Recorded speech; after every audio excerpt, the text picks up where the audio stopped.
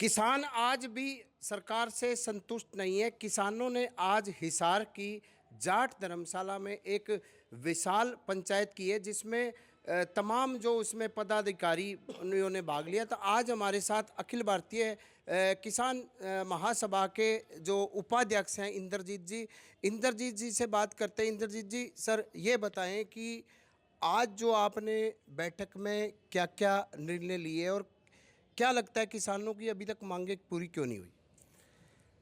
किसानों की मांगों के लिए संघर्ष बहुत तीखा है। असल में ये कोई कुछ तो स्थानीय बातें होती हैं और कुछ राज्य सरकार से भी संबंधित है, लेकिन एक जो राष्ट्रीय स्तर की जो नीति है कृषि की और किसानों से संबंधित, और जो आम आर्थिक नीतियां हैं, ये प्रतिकूल हैं किसान और मजदूरों के वास्तव में। तो उसकी एक लामबंदी का विस्तार हम कर रहे हैं। जैसे संयुक्त किसान मोर्चा किसान जत्थेबंदियों का एक बड़ा मंच है। आज ज़रूरत इस बात की है कि ये जो उदारीकरण और निजीकरण की नीतियां हैं, जिनकी वजह से देश में ये बर्बादी और गैर बराबरी दुनिया में सबसे ज़्यादा है, भारत में गैर बराबरी। आपको हैरानी होगी कि यहाँ पर मतलब ऊपर के 10% जो लोग हैं ना, वो 45% संपत्ति के ऊपर काबिज है, और जबकि टैक्स जो वो नीचे के 50% जो है वो सबसे ज़्यादा टैक्स दे रहे हैं। तो ये एक जो गैर बराबरी का जो आलम है, लूट का मतलब, इसकी रुख बदलने का सवाल है मोटे तौर पे। तो हम उसका विस्तार करने के लिए उन सभी तबकों को एक मंच पर लाने की कोशिश कर रहे हैं जो इन नीतियों के भुगतभोगी और शिकार हैं। तो ऐसी बात नहीं है कि भाई हम मांगें पूरी होने का ताल्लुक तो ये है ना, कुछ तो तात्कालिक मांगें होती हैं, वो हमने हासिल भी की हैं, लेकिन कुछ मांगें जो हैं वो नीतिगत होती हैं, वो नीति बदलवाने से जुड़ा हुआ सवाल है। सर ये बताएं कि जो एक 20 तारीख को जो दिल्ली में जंतर मंतर पर एक विशाल प्रदर्शन धरना होगा, तो उसमें देश भर के और हरियाणा के कितने किसान भाग लेंगे? हमारी हरियाणा की संयुक्त किसान मोर्चा की मीटिंग उसमें हो चुकी। सभी संगठनों ने उसको सफल बनाने का निर्णय लिया है, और वो जो ज़िले ज़िले जाके, जैसे आज हम हिसार ज़िले के अंदर आके साथियों की कार्यकर्ताओं की मीटिंग कर रहे हैं, इसी तरह सारे संगठन जो हमारे 40 के 40 अलग अलग जगहों के ऊपर जोर लगा रहे हैं। इसके दो कारण हैं जो 20 मार्च वाला संसद कूच है। एक तो जो पहले की लंबित जो मांगे हैं, खासतौर पे MSP की कानूनी गारंटी का सवाल और बिजली बिल की वापसी, लखीमपुर खीरी के संबंधित जो सवाल हैं, और दूसरा है ये जो बजट पेश हुआ है इस दौरान, ये तो मतलब ऐसा बजट पेश कर दिया जैसे सरकार किसानों से प्रतिशोध ले रही हो। बदला नहीं लेते भाई, तुमने मतलब सरकार को झुकाया था अगर 3 कानून वापस लेने के लिए, तो अब हम तुम्हारे साथ प्रतिशोध लेंगे। अपने ही देश की सरकार अपने किसानों से प्रतिशोध जैसा व्यवहार कर रही है। बजट में जहाँ भी किसान का नाम आ गया, मजदूर का आ गया, नरेगा का, कृषि का आ गया, वहीं पर कुल्हाड़ी चला दी।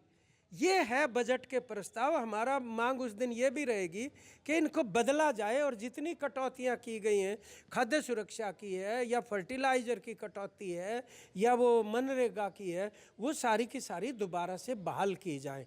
और अभी जो संसद का होगा सेशन, तो निश्चित तौर पर हमारी सांसदों से भी ये अपील रहेगी कि वो इस चीज़ के ऊपर जोर दें ज़रूर। एक आपका 5 अप्रैल का भी कुछ एक किसानों का कार्यक्रम होने जा रहा है। 5 अप्रैल का जो है वो अखिल भारतीय किसान सभा, centre of Indian trade union C2 जो कहते हैं, और अखिल भारतीय खेत मजदूर यूनियन, 3 इन संगठनों का संयुक्त वो है। और ये एक बड़ा है, जैसे 2018 में एक बार हुआ था, उसमें भी कई लाख लोग थे, ये उनसे भी ज़्यादा बड़ा होगा। मूल रूप से ये इन उदारीकरण की नीतियों के रास्ते को बदलवाने के लिए है।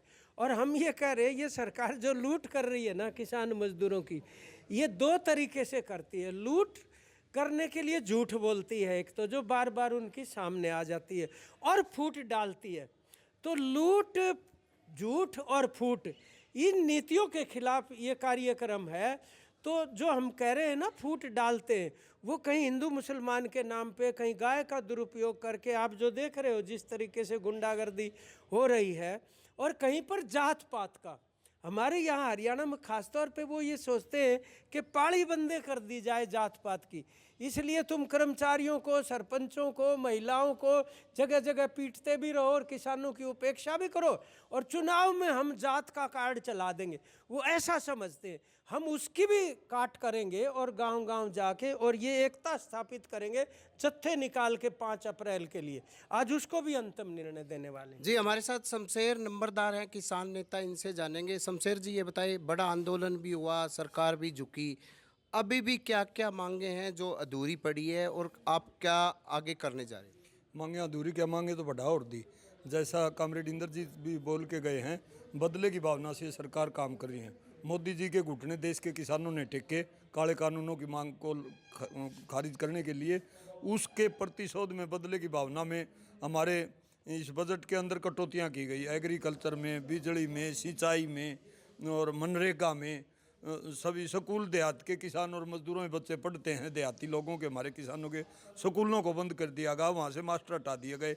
इस प्रकार का काम मैंने मेरी ज़िंदगी में कदे पहले नहीं देखा। अच्छा, एक जो जंतर मंतर के लिए क्या तैयारियां की जा रही है 20 के लिए? 20 के लिए संयुक्त किसान मोर्चा के नेतृत्व में हम दिल्ली के अंदर जाएंगे और हम गांव-गांव जा करके कमेटियां बना करके हम कार्य करने लग रहे हैं।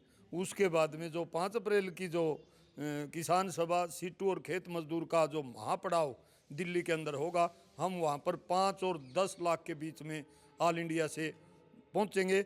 उसके लिए जत्थेबंदिया गांव से 15 मार्च से सुबह 8 बजे लाडुआ गांव से शुरू होंगे, जिसमें किसान सभा का स्टेट नेतृत्व, सीटू का स्टेट नेतृत्व और खेत मजदूर का स्टेट नेतृत्व के नेतृत्व में हम गांव-गांव तीनों संगठनों के जो ग्राउंड पर लोग हैं, किसान, खेत मजदूर, सीटू के लोग, उनकी ज्वाइंट मीटिंगें लेकर के, मीटिंग लेकर के, और हम गांव-गांव जा कर के दिल्ली के लिए हम लोगों को प्रेरित करेंगे। जी, ये थे किसान नेताओं ने यही बताया कि जो इनका किसानों की मांग को लेकर 20 मार्च को दिल्ली के जंतर मंतर पर धरना देंगे और इसके बाद 5 अप्रैल को एक विशाल रैली की जा रही है दिल्ली में, जिसमें लाखों किसान भाग लेंगे और जब तक सरकार उनकी मांगे पूरी नहीं करती तो किसान अपना आंदोलन का रुख बनाए रखेंगे। प्रवीण कुमार, हरियाणा तक, हिसार।